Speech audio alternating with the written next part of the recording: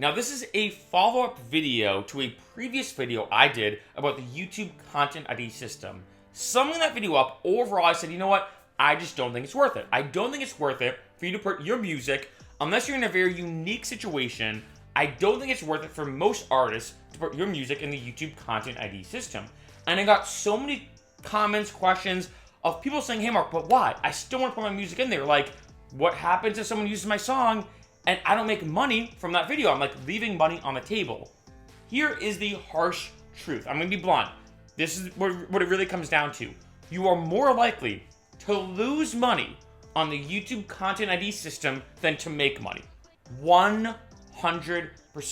Here's the reason why. On DistroKid, as you can see, it's roughly about $5 a year per song, and you give up 20% of your revenue. In addition, if you release an album, it's now about $15 for that album, plus 20% of your revenue you give to DistroKid. So if you're releasing an album, it's worth your while more to put it on the YouTube Content ID system as opposed to just one single, because if you do the math out, if you release 10 singles, that's now about $50 a year, as opposed to an album, it's still only about $15 a year. Here's what it comes down to though, because you may be like, but Mark, it's only $5 for this one single. It's only $15 a year for this one album. Like, it's only $5. It's only $15. Here's what it comes down to. This is the big kicker. The only way you can make money on the YouTube Content ID system is by taking that money out of someone else's pocket.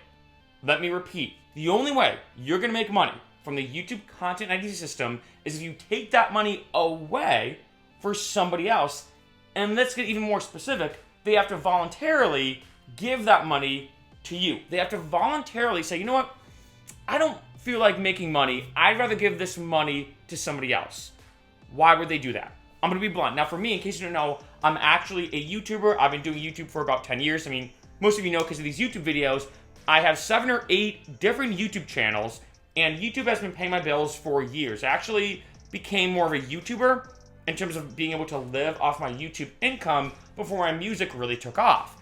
And so I know a lot about YouTube. And really getting into these specifics, YouTube music and copywriting get really tricky, but I'm just going to say this. As a YouTuber, if I'm going to make a video, I'm going to put my blood, sweat, and tears into a video and really make it this amazing masterpiece. I go to upload it, and it says, well, you know what, Mark? Because you use the song, you can't make money any off it. You know what I would do? I'd take that video off. I'd switch it out with another song. I'd use something else. Now, maybe years ago, as a YouTuber, you're like, shoot, you know, it's kind of tricky finding music, but now there are sites like NCS, in case you don't know, or No Copyright Sounds, where you can download songs for free, put them in your video for free, and make 100% of the money from the monetization revenue.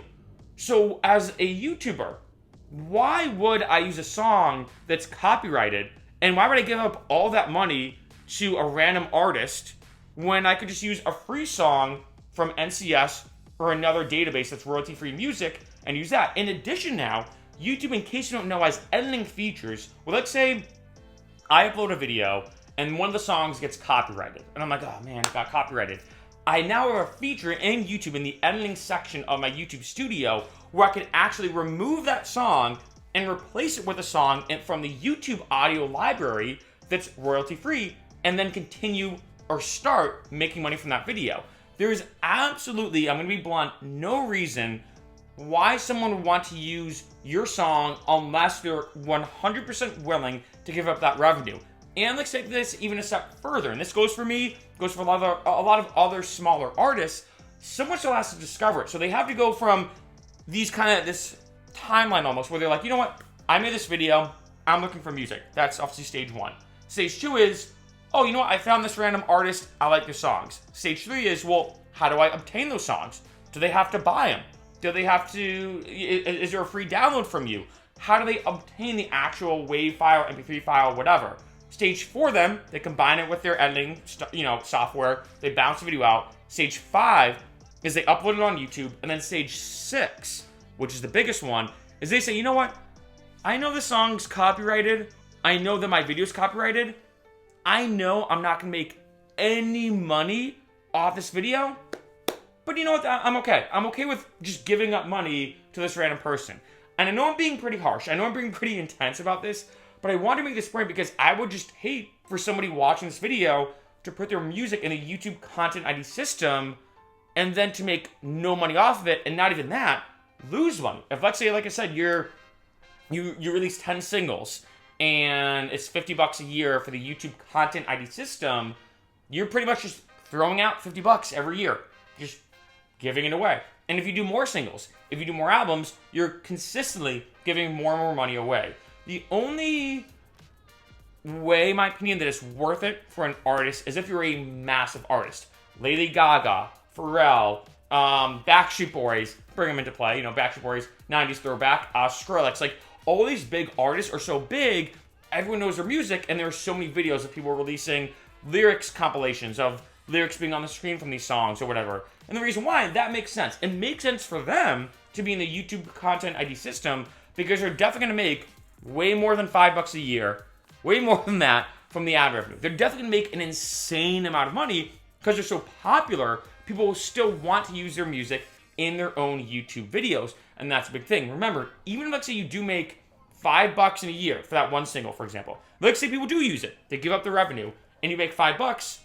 Well, now you're actually just breaking even. I mean, if anything, still a little bit less than that because you have to give up 20% to DistroKid in terms of that one portion of the clause of that add-on. I just don't think it's worth it. You never know, though. Everybody's situation is different.